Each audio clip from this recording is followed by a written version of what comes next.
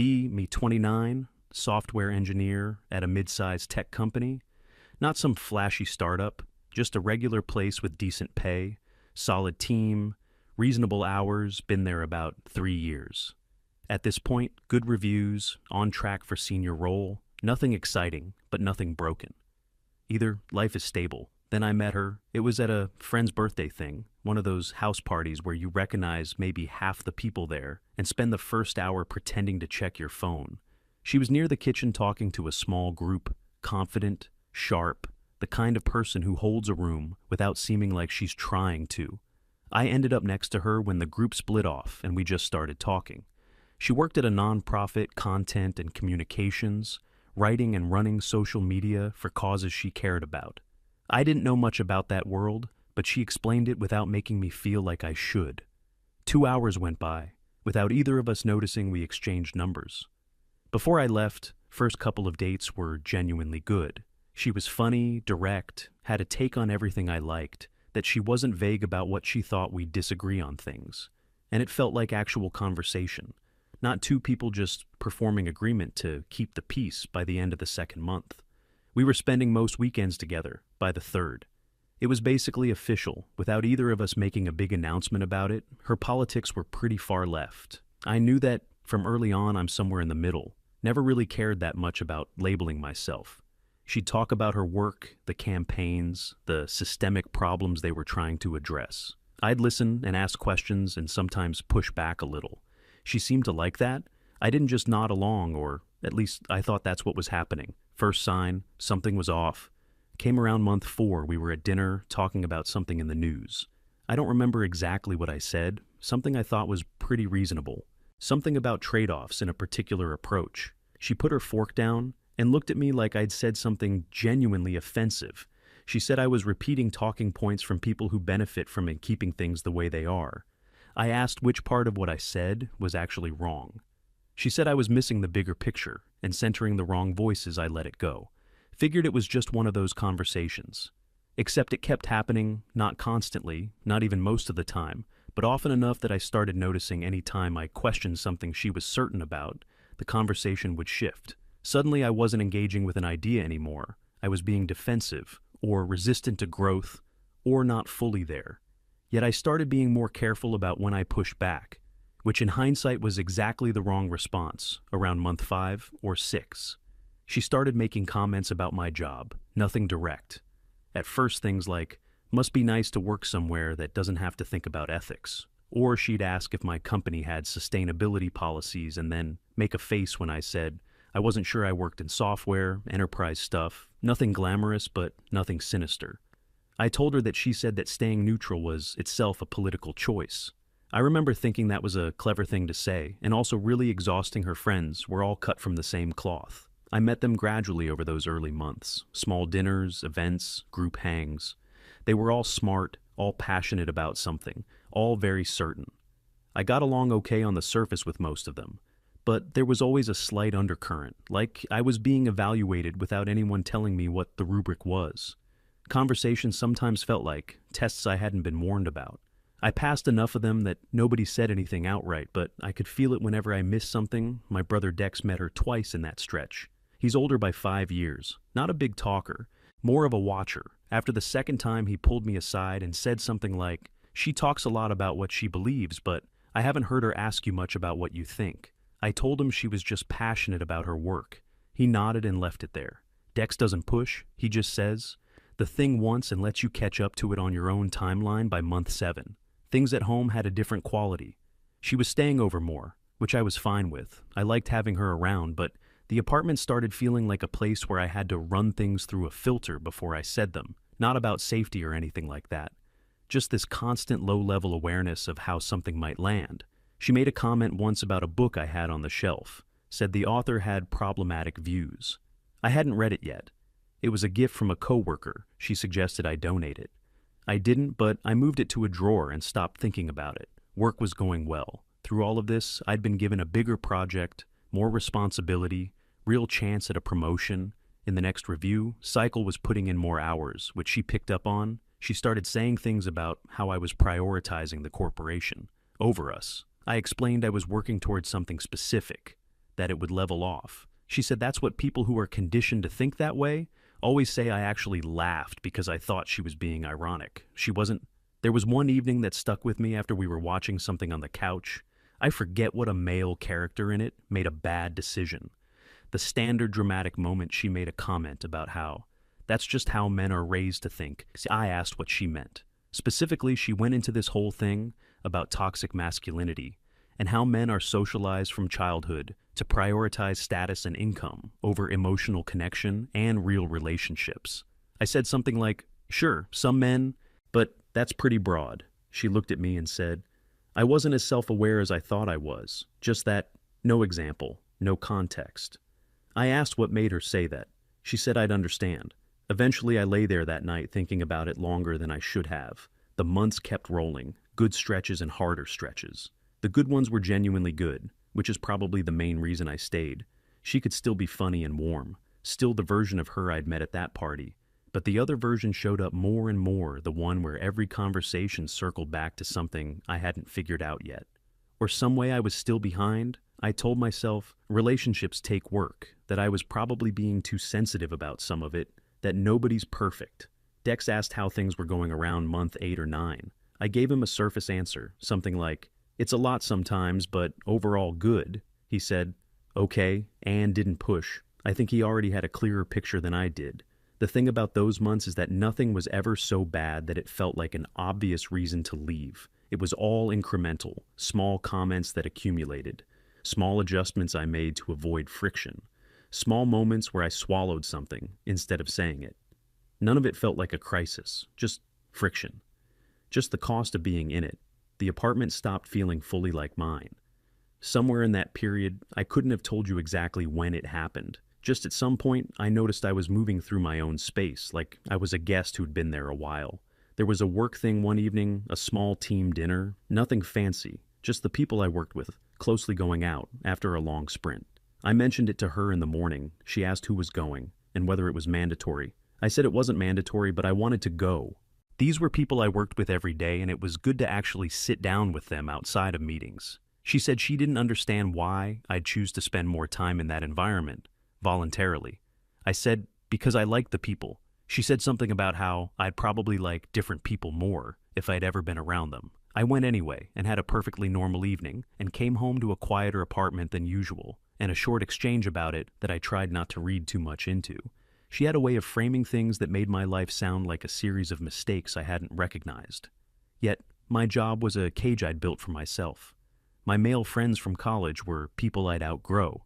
Eventually, my tendency to want to think about both sides of something before committing to a position was fence-sitting, and evidence that I hadn't done the work. None of it was ever shouted. That wasn't her style. It was all delivered at a reasonable volume, like a series of observations from someone who could see more clearly than I could. I started keeping a loose mental tab around that period. Not intentional, just something my brain started doing, automatically tracking how conversations usually went.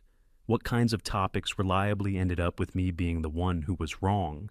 It was a long list, how I spent my time, who I spent it with, what I read, what I cared about at work, how I thought about money, what I wanted for the future. There was almost nothing on the other side of the ledger, almost no space where I had been right about something or where she had adjusted toward me rather than the other direction. At one point I brought this up directly, not accusatorially, just honestly said something like, I feel like the adjustments only seem to go one way. I'm always the one who needs to change something, she said. That was because she'd already done her work, and I was earlier in the process. I asked how she knew that. She said it was pretty clear from how I talked about things I let it go, because I didn't know how to argue against a premise that was set up to be unfalsifiable. Dex called me once during that stretch, just to talk. Nothing specific. I spent most of the call describing my week at work, because I didn't want to get into the relationship stuff. Again near the end, he asked how she was doing. I said, fine. Same as usual. He said, same as usual, good, or same as usual, complicated. I said, a bit of both. He said, okay, and we wrapped up. I sat there after the call thinking that a bit of both had been pretty charitable. There was a stretch in there where I genuinely tried to see it from her side, not performatively, actually tried to understand where she was coming from. She grew up around people who talked about systems and power and who gets harmed by what decisions that becomes the lens through which you see everything. I get that. And I understand why someone with that lens looks at a guy in a mid-sized tech company and fills in a particular story about what that means. The problem is, she never actually asked me what it meant to me, never asked what I cared about, or what I was building toward, or what kind of person I considered myself to be. She had the answer already before the question was asked. I was the type who needed to change, and the change meant moving toward the version of me she'd already sketched out. That was the part that was genuinely hard to sit with. Not the disagreements themselves. I can deal with disagreements. I actually like them when they're real. It was the sense that my own experience of my own life wasn't valid data. In the conversation, she had a framework and I was supposed to fit inside it. And every time I didn't fit cleanly, the framework wasn't questioned. I was the shift into something harder to ignore. Happened the way most things do. Gradually, and then all at once, the job stuff was always there, but it got louder. What used to be offhand comments became actual arguments. She'd gotten more involved in her organization's work, running bigger campaigns, putting in longer hours, talking more intensely about what the work meant and required. Somewhere in that process, my job became less of a background irritant and more of a central problem in how she talked about us. She started using the word corporate, the way people use words they want to land, like an accusation. I worked in software, wrote code, sat in meetings, fixed things that were broken. None of it felt like something I should be ashamed of, but in her framing it was participation in something harmful.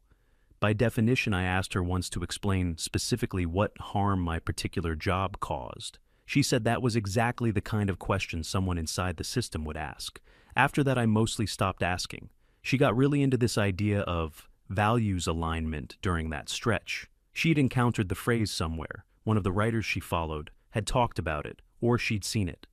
Discussed in her circles, the concept was that in a real partnership, both people had to share core values, not just get along on the surface. I thought that was reasonable enough in the abstract, but the way she applied it meant my values had to align with hers. Specifically, anything different wasn't a difference between two people.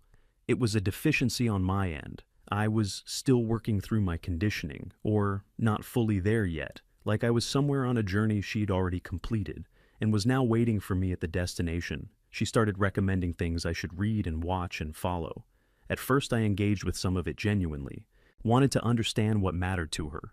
But the list kept expanding, and the tone shifted from sharing to assigning. If I hadn't gotten to something she'd mentioned, she'd bring it up again. If I had gotten to it and had something to say that wasn't total agreement, she'd explain why I was interpreting it wrong. It was hard to explain to anyone outside of it, because each individual moment was small, but the accumulation was real and it was constant. The promotion came through around that time. Senior engineer, meaningful raise, more interesting work going forward. I was genuinely happy about it. Called Dex first, then called her. Her response was something like, "That's great, more money to keep you locked in." I assumed she was joking and laughed. She wasn't laughing when I got home that evening. She said congratulations and hugged me, but the conversation moved on, almost immediately. She shifted to something from her own day. I remember sitting there thinking that the biggest professional thing that had happened to me in years had gotten about 4 minutes of airtime before she changed the subject. Her friend group had started feeling more closed off. As things went on, I'd met everyone by that point, gotten through the surface level with most of them. But there was a shared language inside that group that I was never quite inside of. Specific phrases, specific references, a shorthand that signaled you were on the correct side of something I'd try to keep up. And sometimes I'd miss a beat, and there'd be this small pause in the conversation. Nothing loud, nothing anyone would point to. Just a pause her closer friend was more openly pointed about. It never said anything to me directly, but had a consistent way of redirecting when I was speaking or asking questions phrased to put me at a disadvantage. I mentioned it to her once, said something felt off there. She said I was being paranoid, that her friend was just a lot, but meant well. I left it alone. There was a dinner at her place. Just us, a couple of months before everything ended. We were talking about the future in a loose way, not concrete plans. Just the kind of conversation you have about where things are going. I mentioned thinking about buying a place in a few years, that my savings were in a solid position. For it, she said she didn't see herself in the suburbs. I said I wasn't thinking suburbs necessarily. Just somewhere with more room that somehow became a conversation about gentrification, which became a conversation about how my financial priorities reflected my class background, which became her saying she wasn't sure we wanted the same things out of life. I asked what she meant. She said I needed to think seriously about what I was working toward and whether it aligned with a meaningful life. I drove home that night, feeling like I'd lost a debate I didn't know had started. I talked to Dex properly after that dinner. Not the surface version I'd been giving him, actually told him what had been going on. The job comments, the book she'd wanted me to donate, the way every disagreement came back to me, being the one who hadn't grown enough. The promotion that got 4 minutes, he listened to all of it without cutting in. Then he said, it sounded like she'd already decided who I was supposed to become, and was just waiting for me to figure it out. I said I thought I could work through it, if we actually talked about it. Honestly, he said, okay, and left it there, but saying it out loud to someone else made it sit differently. She went on a weekend trip with her friends, somewhere, a few hours away, came back different. Or, I started seeing things more clearly. I'm not sure which, more certain, more energized, more pointed in how she talked about my life. Specifically, she'd been talking with her friends about relationships, about what real partnership looked like in practice. She started using a phrase she hadn't used before. Proving loyalty through action. Not just words, she said. Genuine commitment meant being willing to actually change. That staying comfortable was an active choice to stay stuck. I asked what specifically she thought I needed to change. She didn't answer directly, said, I should sit with the question. I sat with it for about a week. The more I sat with it, the less I liked what I was looking at. We had a decent stretch after that, a couple of weeks that felt more like the early days. I want to be honest about that because it wasn't all one thing. Even near the end, she could still be the person I'd met, still funny, still warm when she let herself be. And that made everything harder because it felt like something real was in there worth holding on to. But underneath the good days was the same thing that had been building for months, this sense of being on probation, of not having cleared some test that was always running in the background. No matter what I did, the verdict seemed to already exist somewhere, waiting the week before the dinner that ended everything. She brought up the job. Again, we were having coffee in the morning before I had to leave. She said she'd been thinking about us and what it meant that I was still in that environment. I asked what specifically she meant. She said the work I did, the company I worked for, the culture of that world was incompatible with the direction she wanted her life to go. I said I was good at what I did, that it paid well, that I'd put years into getting where I was. She said that was exactly the problem, that I'd built my identity around something hollow and hadn't noticed I finished my coffee and left. Without saying anything else, thought about it the whole way to work, thought about it through the first 2 meetings of the day, thought about it on the walk to get lunch. By the time I sat back down at my desk, I had a pretty clear sense of where things were going. That week had a different quality to it. She was calm, almost deliberate, like someone who had made a decision and was now waiting for the right moment to deliver it. Looking back, it was obvious in the moment. I think I was still trying to convince myself it wasn't as bad as it felt. There was a night during that week where we watched something together, and she made a comment partway through something about how the male lead was displaying classic avoidance behavior, refusing to be emotionally honest because of how men are conditioned to see vulnerability as weakness. I said I thought the character was just introverted. She looked at me and said that introverted was often a word men used to avoid confronting the real issue. I asked what the real issue was. She said a lifetime of being told that feelings are inconvenient. I said I didn't feel like I was someone who avoided feelings. She said that's usually how it presents. We watched the rest of it without talking much. I went to bed thinking about that exchange longer than it deserved. She also started being more deliberate about the things she chose not to say. There were moments where I'd say something, and she'd just look at me with this particular expression. Not angry, not dismissive, something more like patient disappointment, like a teacher waiting for a student to hear their own mistake. I started dreading that expression more than I dreaded the arguments. The arguments at least had a shape, a beginning and an end. The expression just hung there, and I was supposed to fill in what it meant, I thought, at certain points about what it would look like to actually do what she was asking. Not specifically about the job thing, that came later, just the general direction she was pointing. Become someone who talked about values, the way she talked about values, see the world through the framework she used, give up the parts of my life she'd decided were incompatible with who I was supposed to be. I tried to imagine what would be left after that. and I kept coming up short. I couldn't find myself in the version she was describing. There was a day at work, somewhere in the middle of all of it, where I had a genuinely good day solve something that had been blocked for a week. One of those problems that clicks when you finally look at it from the right angle. Team was happy. My manager mentioned it in the channel. Small thing. But it felt good. I remember walking to my car at the end of the day feeling like myself, in a way that had become less common at home. I noticed that contrast and then tried not to think about what it meant. She came by the office once, just dropping something off. I'd left something in her car. She stood in the lobby for maybe 10 minutes while I came down. On the way back up, I thought about what she'd seen: regular office building, regular people doing regular work. And I knew she'd looked at it and seen something confirming whatever she already thought. I could have introduced her to the people I worked with. People who were smart and decent and actually pretty interesting. But I already knew how that would land. They'd be categorized within the first few minutes, and the category would say more about her framework than about them. The week before, the dinner that ended everything, she brought up the job. Again, we were having coffee in the morning, before I had to leave for work. She said she'd been thinking about us, and what it meant that I was still in that environment. I asked what specifically she meant. She said the work I did, the company I worked for, the culture of that world, was incompatible with the direction she wanted her life to go. I said I was good at what I did, that it paid well, that I'd put years into getting where I was. She said that was exactly the problem, that I'd built my identity around something hollow, and hadn't noticed. I finished my coffee and left, without saying anything else. Thought about it the whole way to work, thought about it through the first 2 meetings of the day, thought about it on the walk to get lunch.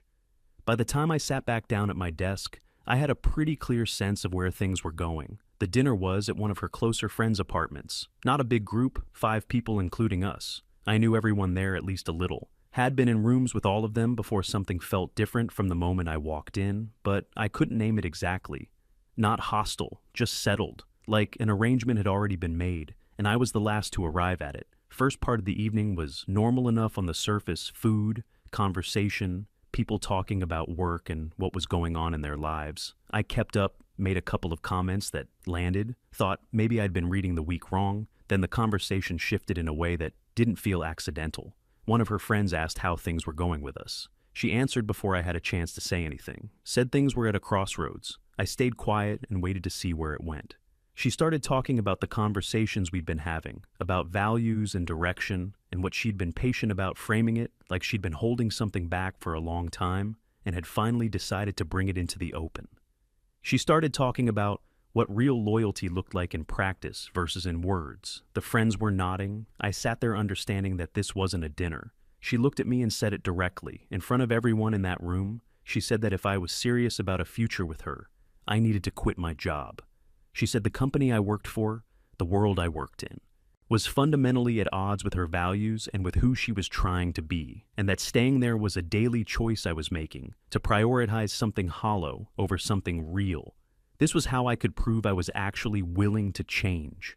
She said it evenly, like she'd rehearsed the words enough times that they came out smooth. The room went quiet. Everyone looking at me. I looked at her for a long moment, trying to find some version of this that was a conversation and not an ultimatum being delivered with an audience present as witnesses. I asked if we could talk about this privately. She said there was nothing to discuss privately, that this was who she was and what she needed, and that she'd been clear about that.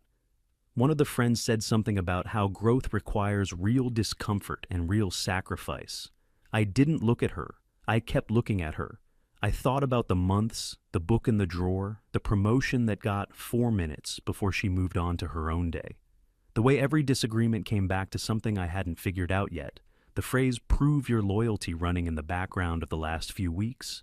I thought about what saying yes would actually mean. Not just the job, that wasn't really the point. It would have been the beginning of the next thing on the list, whatever that turned out to be, because the list didn't have an end. I could see that. Now I pushed my chair back from the table, stood up. She asked where I was going. I said I was leaving. She said if I walked out that door, I was making my choice. I said I understood that. She said I was being reactive, that I should calm down and think about what I was throwing away. I said I had thought about it. Then I picked up my jacket, said a general goodbye to the room, and walked out the front door. The drive home was quiet. I called Dex somewhere in the middle of it, didn't say much, just that I'd left and wasn't going back. He said to come over if I didn't want to be by myself. I said I was okay, that I'd call him tomorrow, and I actually was okay, which was the part that surprised me. Not happy, not relieved in any clean way, just quiet, like something that had been running loud in the background for a long time had finally stopped. And I could hear the room again. The messages started, before I even got home, first from her, then from a couple of the friends who'd been at the table. She went through a few different things. In sequence started with me, having embarrassed her in front of people she cared about, shifted to me, running away from growth and from someone who was trying to make me better. Then a stretch of messages that were more hurt than angry, more confused than accusatory, then something about men and emotional immaturity and not being able to handle a real conversation. I read all of it that night and didn't respond to any of it. The next few days were about logistics. She had things at my place. I had a few things at hers. We handled it through messages, kept them short and factual. She tried a few times to turn the logistics into a bigger conversation about what had happened and what I was actually walking away from. I kept redirecting to the practical stuff, drop-off arrangements, what belonged to who. Dex came over sometime in that first week. We didn't have a long debrief about it, which was exactly what I needed. He helped move her things into the hallway, so they'd be ready when she came by. We ordered food afterward and watched something neither of us was really paying attention to. At some point, he just asked if I was doing all right. I said, yeah. Mostly he said, okay. And that was the whole conversation. That's how Dex works. And it's exactly right. Some of the mutual adjacent people did the predictable thing online, the unfollowing, the quiet removal from group chats. I understood how that worked. The friends who were actually mine checked in and then didn't make it into something larger than it was. I appreciated that the messages from her slowed down over a couple of weeks and then stopped. I didn't reach out to find out how she'd explained it to people or what the version of the story was. In her circle, I didn't look at her profile, didn't ask anyone who might know. I had a pretty complete picture. Already work was still there. Same project, same team, same cadence of stand-ups and reviews and the occasional fire drill. What I noticed was how much mental space the relationship had quietly taken up, without me realizing it. The commute felt different. The mornings felt different. I could have a thought and just follow it without immediately running it through some filter about how it would land. I thought about her sometimes in that stretch, not constantly, but in waves. Mostly I thought about the version from the beginning, the person at the party, the 2 hours by the kitchen talking about nothing and everything. That part I actually did miss. But when I followed the thought past that, into the months after, the weight of all the small adjustments I'd made, the drawer the book ended up in, the promotion I'd stopped mentioning after 4 minutes, the way I'd learned to pre-filter what I said before I said it, I didn't miss any of that. And the thing at the dinner, the ultimatum delivered to a room full of nodding witnesses, not even a little what I kept coming back to over the weeks after, wasn't anger, more like clarity. The relationship had a ceiling I hadn't been told about, no matter what I did, no matter how much I showed up or adjusted or tried to meet her where she was. There was always going to be another thing, another level of proof required, another way I hadn't changed enough yet, another version of myself I was supposed to be working toward, but never quite reaching. That's not a partnership. That's an audition that never ends. The book went back on the shelf. Somewhere in that period, I didn't make a thing of it, just took it out of the drawer one morning and put it where it had been. Dex and I were out with a couple of guys a while later. Nothing special, just an evening out. Someone who didn't have the full story asked if I was seeing anyone. I said not. Right now, they asked if I was looking. I said eventually. Probably, which was true. I'm not the type to decide. I'm done with the whole thing. I just got clearer about what I'm not willing to do. Again, Dex asked me once, not right after but later. When enough time had passed, asked if I thought I'd made the right call. I thought about it for a moment, said, yeah, I did. He said, good. Finished his drink. We talked about something else. I kept my job still there. Still writing code, still going to stand-ups, still working on the thing I've been building toward for 3 years. It's not glamorous and it's not saving the world by anyone's definition. But it's mine and I'm good at it. And nobody gets to take that and call it hollow. Not without hearing something back. I ran into someone from her friend group once, a few months out just in passing, a coffee place near where I work. We made brief eye contact. She gave me the kind of nod you give someone when you know them, but don't want to open anything up. I gave the same nod back, got my coffee and left. Didn't think about it much. After the thing that surprised me most about the months that followed was how little I wanted to relitigate it. I thought I'd spend a lot of time replaying conversations, finding the moments where something could have gone differently, but I didn't. Not really. The picture was pretty clear. By the end, she had already decided what kind of person I was and what kind of person I needed to become, and those two things were always going to be in conflict, because she got to define both of them. There wasn't a version of that equation where I won by playing the game. I went back through some of the early messages once. The first few weeks of us talking, she was different in text than she was in person. Warmer, funnier, less certain about everything I remembered, liking that version. A lot. I think that version was probably real too, just not the only version. The thing about people is they're usually more than one thing. At once she genuinely believed what she believed, and she genuinely cared about it. She also genuinely thought I was a project that needed completing and wasn't quiet about it. Both of those things were true, and both of them mattered. Dex and I talked about it properly once. Maybe 4 months out, not the events we'd covered that. More like what I thought about it from a distance. I told him I didn't feel like I'd made a mistake. I felt like I'd seen something clearly eventually, and then acted on it. He said that was the right way to think about it. Then he said something about how he'd noticed early that she talked a lot about what she was against, and not as much about what she was. For I asked why he hadn't said more at the time, he said. Because I had to see it myself, that it wouldn't have landed coming from him. He was right about that. Things are pretty normal. Now work is good, the senior project went well, there's something bigger on the horizon that I'm looking forward to. The apartment is fully mine again, in every sense. I rearranged a few things, bought something for the wall that I liked, put some stuff back where it had been. Before I started editing the space, I see Dex regularly, see my friends, live the life I was already living before all of it started. I'm not swearing off anything, not the type, but I know what I'm not willing to do. Again, I'm not building a smaller version of myself to fit inside someone else's framework, not calling that growth. And I'm definitely not quitting my job to prove something to a room full of people who had already made up their minds before I sat down